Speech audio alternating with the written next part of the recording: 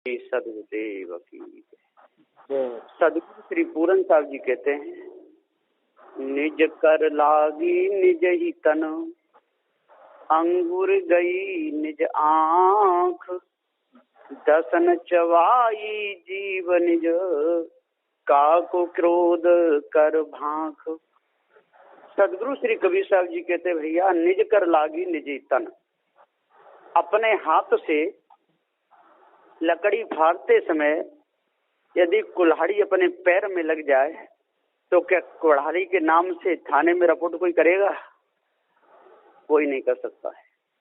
इसी प्रकार से साहब कहते हैं, भोजन पाते समय अपनी ही जीभ अपने दांतों से कट जाए तो दांतों के नाम से कोई रिपोर्ट करेगा जाके थाने में? ऐसा कभी नहीं होता है। इसी प्रकार बदला होता है पूर्व जन्म का। अनादि काल से हम लोग शरीर धरते और छोड़ते चले आ रहे हैं। कभी किसी के भाई बनते हैं, कभी किसी के बेटा बनते हैं, कभी किसी के पिता बनते हैं। ये नाते गोते पहले के हैं। कोई पूर्व जन्म का हमारा दुश्मन है और आज यदि हमारे घर में आके उसने जन्म ले लिया तो वो तो बदला लेगा ही लेगा। हमारे ही कर्मों का और बदला हमको भोगना पड़ता है।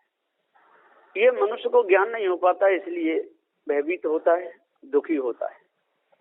ये समझ लेना चाहिए, जो हमको सुख दे रहा है वो पूर्व जन्म का हमारा मित्र है और जो आज दुख दे रहा है वो हमारे पूर्व जन्म का दुश्मन है। दुख देने वाला दुश्मन होता है और सुख देने वाला मित्र होता है।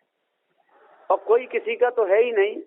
समय पूर्ण होने पर शरीर छूट जाता है। यहाँ के कोठी बगले सब यहीं खड़े रह जाते हैं, खेती बाड़ी सब यहीं पड़ी रहते आती है। समय पर न पत्नी काम आती है, न बेटा काम आता है, न बेटी काम आती है, कोई काम नहीं आता है। हम झूठे अहंकार में अपने पूरे समय को बर्बाद कर देते हैं। मनुष्यों को 4 वर्णों में बांटा गया। ये मनु महाराज जी ने 4 वर्णों में मनुष्य को बांट दिया। ब्राह्मण, क्षत्रिय, वैश्य और शूद्र हैं। चारों मनुष्य ही सब नेत्रों से देखते हैं, कानों से सुनते हैं, पैरों से चलते हैं, हाथों से लेते देते हैं। अपने अपने कार्य के हिसाब से सब काम करते हैं। कोई हलवाई है तो मिठाइयों का काम करता है, कोई लकड़ी का कारीगर है तो लकड़ी का काम करता है, कोई मिट्टी का कारीगर है तो मिट्टी का काम करता है। कोई राज्य को चलाता है, जो राज्य को चलाने वाला इनकी हुकूमत चले उनको क्षत्रिय राजे महाराजे होते थे। और जो ज्ञान बोध विचार की जो बातें बताते थे पढ़े लिखे उनको ब्राह्मण कहते थे। लेकिन हैं चारों भाई भाई, ब्राह्मण, क्षत्रिय, वैश्य, शूद्र, ये चारों भाई भाई है। और आपस में जो लड़ मरते वही पशु कसाई। जो आपस में जो लड़ते हैं, एक दूसरे को ऊंचा एक दूसरे को नीचा, लड़ाई झगड़ा होता रहता है। तो पशुओं में और उनमें कोई अंतर नहीं। देखा जाए तो सब स्वाद जीव से ही लेते हैं। ऐसा कोई नहीं संसार में बिना जीव की कोई स्वाद लेता हो। और गंध सब नाक से लेते हैं और शब्द सब कानों से सुनते हैं, पैरों से चलते हैं, हाथों से लेते देते हैं और मुख से शब्द बोलते हैं। और स्पर्श करते हैं तो त्वचा से ही करते हैं, चाहे वो ब्राह्मण हो, क्षत्रिय हो, वैश्य हो, शूद्र हो, कोई भी हो। लेकिन बीच बीच का अहंकार हमको गिरा देता है, अहंकार आ जाता है। कोई कहता है मैं बहुत बड़ा पंडित ज्ञानी, मेरे से बड़ा कोई नहीं। एक बहुत बड़ा पंडित था, ज्ञानी था, उसके मुकाबले कोई नहीं। किसी का यदि हाथ भी लग जाए तो 4 बार नहाता था। अब एक बार क्या हुआ, जंगल में होके आ रहा था, पैर में कांटा लग गया, गिर गया, खून खून हो गया। अब चिल्ला रहा है, अरे भाई बचाओ बचाओ बचाओ। तो एक चांडाल, जिसको भंगी कहते हैं, वो उस मार्ग से निकला। उसने कहा पंडित जी कि हाँ, तो मेरी तो परछाई भी नहीं पड़नी चाहिए, मैं तो भंगी हूँ, आपको उठाऊंगा तो आप भंगी हो जाएगी। बन गया, अरे भैया कुछ भी सही, तू तो मुझे उठा, मुझे जल्दी उठा, अब मेरे प्राण निकले जा रहे हैं। इसको उसने कांटा निकाला। अब उसको प्यास भी लगी, उसके हाथ में कमंडल था, भैया पानी पिला दे पानी। अरे कि नहीं पंडित जी मैं नहीं पिलाऊंगा, मैं भंगी। तो आप पंडित मेरे हाथ का पानी पियोगे तो आप भंगी हो जाओगे, भ्रष्ट हो जाओगे।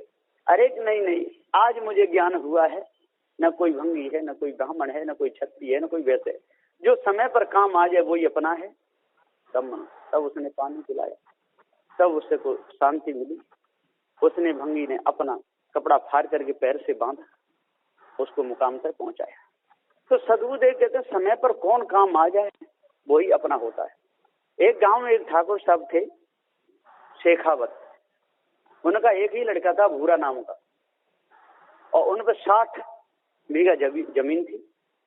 एक बार उन्होंने अपने बेटे को समझाया, कुछ कहा तो बेटा उनका जुआ खेलना, शराब पीना, बदमाशों के साथ रहना सीख गया। एक बार 2 चांटे मार दिए कि तू हमारी इज्जत को मिट्टी में मिलाता है, तो भूरा ने उठा करके वो पटक दिए। जैसे ही पटके एकदम वो घर में से बाहर निकल गए और एक आम के वृक्ष के नीचे और बैठे थे कि अब मुझे क्या करना चाहिए। एक बेटा बड़े दुख से पाला बड़ा किया और सारे मेरे पास कोई कमी नहीं, चारों ओर मेरी हुकूमत चलती है, मैं बड़ा ठाकुर, अब मुझे क्या करना चाहिए। अब वहां बैठे थे तो उधर से एक नौजवान लड़का आया, पढ़ करके आया। जैसे बैठे देखे उनके पैर छुए तो कहा कि आप दुखी दिख रहे हैं। उनकी बेटा दुखी तो दिख रहा हूं, दुख का कारण अब मैं क्या बताऊं। उन्होंने अपना हाल बताया। उन्होंने कहा आप ये बताइए आप किस समाज से कौन है, कि तू वो छोड़, ये बता आज से तू मेरा पुत्र है और मैं तेरा पिता है, ये स्वीकार कर सकता है कि हाँ कर सकता हूँ। तो उसने तुरंत पैर छुए और अपने घर ले गया, उनकी सेवा करी और उन्होंने उसके साथ में ले जाकर सारी खेती और सब कुछ उसके नाम में कर दिया। वहां रहने लगे। अब एक बार खेत पे घूमने लगे, उनको पूरा बताया। अब घर के लोग आए कि ये खेत हमारा है, और कि नहीं हमारा है। अब वो चिट्टे हुए, वो भी आ गए। तब उन्होंने कहा कि जी मेरा बेटा है और मैंने इसके नाम दिया। तो सदगुरुदेव यहाँ पुकार के समझाते हुए कहते हैं कि पूर्व जन्म का बदला और कब सामने आ जाए इसका कुछ नहीं कह सकते। उन्हें सारी जमीन जा जाए उसके नाम में करना। तो जो हो पूत कपूत तो माया काय गुजोरे, और जो हो पूत सपूत तो माया काय गुजोरे। यदि सपूत होगा तो माता पिता की सेवा करेगा। सपूत का दान हो जाए, कोई गलती भी हो जाए, माता पिता हैं, बैठ करके हार फूल ला करके गले में डाल करके उनके सामने सिर झुका करके अपनी गलती को माफी मांग सकते। और यदि कपूत है तो कपूत कभी ऐसा नहीं करेगा। कपूत तो कपूत है। तो कपूत सदा दुख देता है और सपूत सदा सुख देता है। तो जो कपूत का काम करता है और जिसके अंदर दुर्गुण दुराचार आ जाते हैं, मांस खाने की आदत इसके अंदर आ जाती है, शराब पीने की आदत इसके अंदर आ जाती है, बोल कुबोल की आदत आ जाती है, माता पिता को माता पिता नहीं समझता, पत्नी को पत्नी, बच्चों को बच्चा, लड़ता झगड़ता है। दूसरा जन्म उसका सूअर का होता है। दूसरे जन्म में वो किसी भी वर्ण में हो, चाहे ब्राह्मण क्षत्रिय वैश्य शूद्र, जब उसके कर्म बिगड़ गए, माता पिता को मारने लगा, पीटने लगा, उल्टे सीधे कर्म करने लगा, तो दूसरा जन्म उसका पशु का होगा, वो बचेगा नहीं।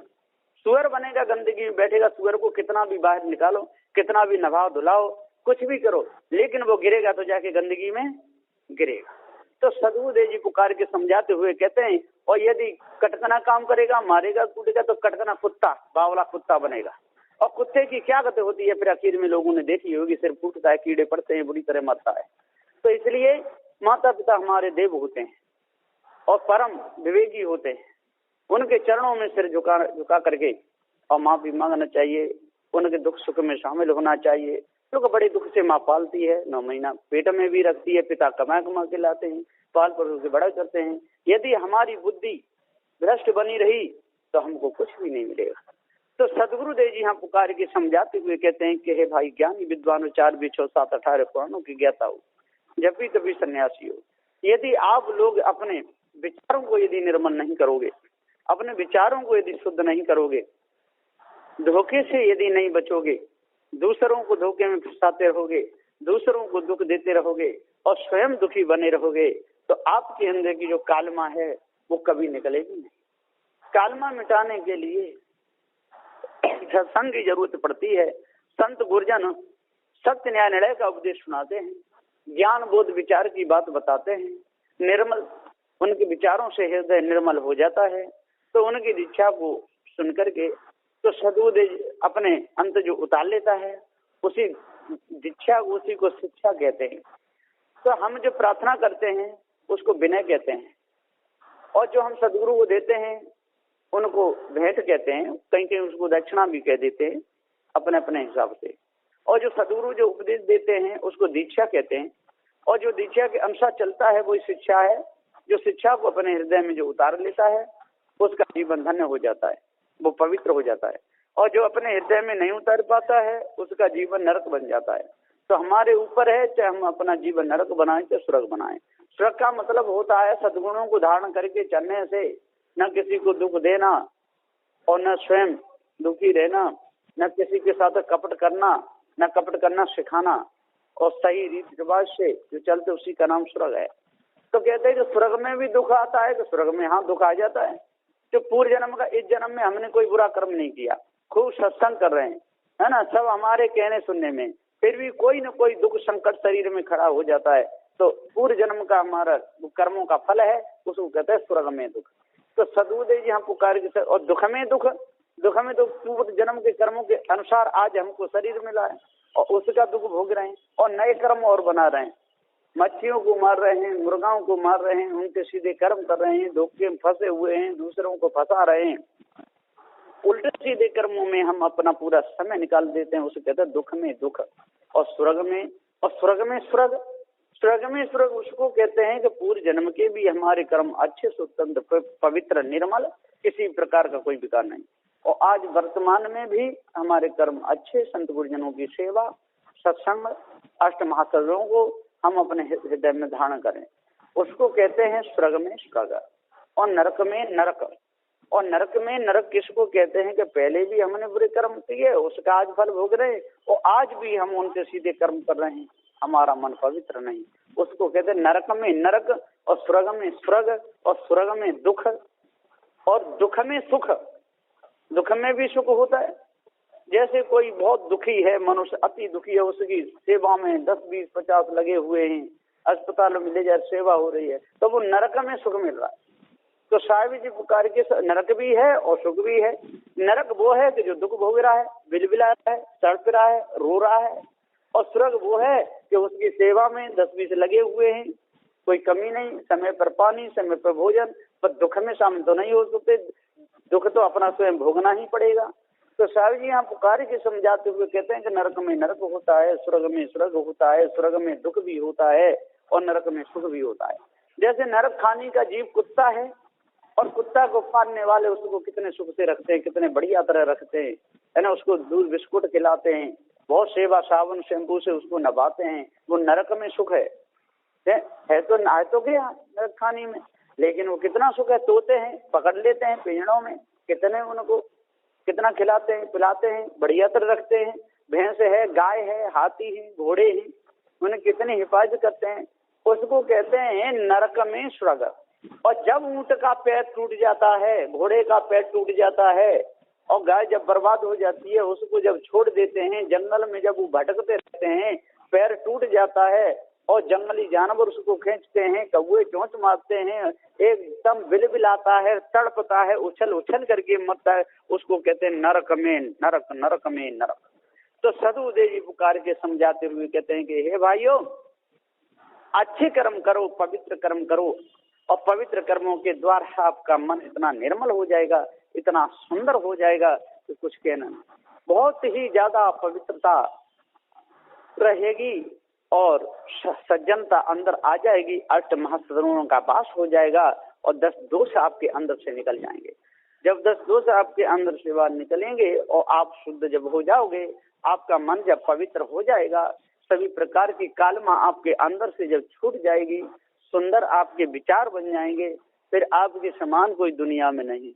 तो साहब जी यहाँ पुकार के समझाते हुए कहते हैं भैया ऐसी करनी कर चलो, बुरा कहे ना कोई, बुरा कहे तो कहने, भला कहे ना कोई, है ना, ऐसी करनी कर चलो, प्रीत करे ऐसी करे जैसे लूटा डोर, अपना गला फंसा के लावे नीर जकोर, प्रीत करे तो ईखते जामे रस की खान, जहाँ गांठ तहाँ रस नहीं अनरस की पहचान, है ना।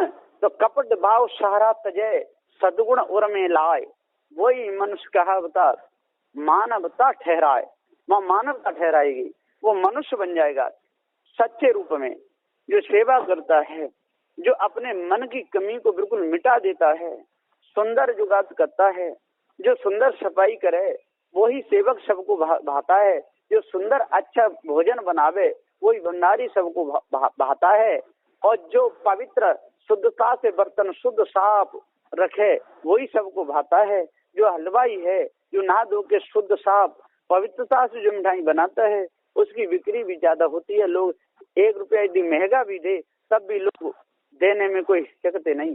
इसी प्रकार सदगुरुदेव कहते हैं जो सेवक है सुबह से शाम तक सेवा अच्छे पवित्र मन से करता है और बिना मालिक के कहे कर देता है तो मालिक उसको 2-4 रुपए और ज्यादा ही देता है, कम नहीं देता है। तो साहब कहते हैं और जो हरामी लोग होते हैं मालिक को देख करके तो खूब काम करते हैं, और जब मालिक इधर उधर हो गया तो करते ही नहीं, आराम से सोते रहते हैं। और जब पता चलता है कि हाँ मालिक साहब आ रहे हैं तो तुरंत जहाँ कोई झाड़ू ले लेगा, हाथ में कोई कुछ भी ले लेगा, ये पता चला है कि यहाँ पर कितनी सेवा हो रही है, कितना अच्छा है। और जब वो चले गए और सो अपने अपने झाड़ू को इधर उधर धर धुर के आराम से मस्त सोते हैं। तो सदगुरुदेव जी पुकार के समझाते हुए कहते हैं कि हे भाई ज्ञानी विद्वान हो, 4 वेद 7 18 प्राणों के ज्ञाता हो, जपी तपी सन्यासी हो, व्याग सबको सत्य न्याय निर्णय का उपदेश दे रहे हैं, कथा वाचने वाले हो, भागवत पढ़ने वाले हो, गीता पढ़ने वाले हो, तिलक लगा करके चोटी रखा करके ऊंचे सिंहासन पर बैठ करके उपदेश भाषण देने वाले हो। सबको सदगुरुदेव जी बता रहे हैं कि अपनी अपनी मर्यादा अपने अपने ज्ञान बोध के अनुसार सत्य न्याय निर्णय से यदि चलोगे तो आपकी इज्जत होगी, और यदि ऐसा नहीं किया तो आपका अपमान होगा। अपमान कराना या सम्मान करना ये हमारे हाथ की बात है। इसी प्रकार से हमारी थाली में भोजन आ गया और उसमें कोई मक्खी गिर गई या कोई कीड़ा गिर गया, अब उसको भोजन को हटाना या कीड़ा को निकाल के खा लेना ये हमारे ऊपर है।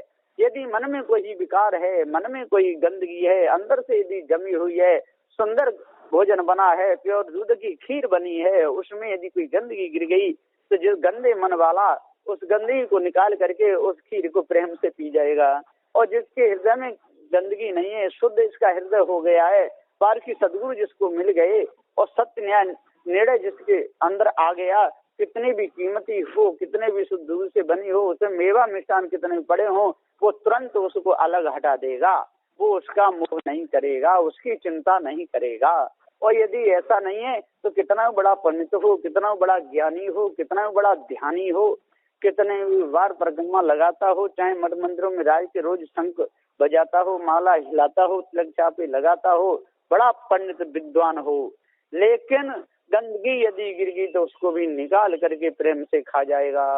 तो सदगुरुदेव जी यहाँ पुकार के समझाते हुए कहते हैं कि अपने मन को निर्मल करने के लिए आपको क्या करना चाहिए, शुद्ध साफ पवित्र मन से संत गुरुजनों की सेवा करना चाहिए, दान करना चाहिए, और यदि कोई भूखा टूटा मिल जाए तो उसको भोजन करा देना चाहिए।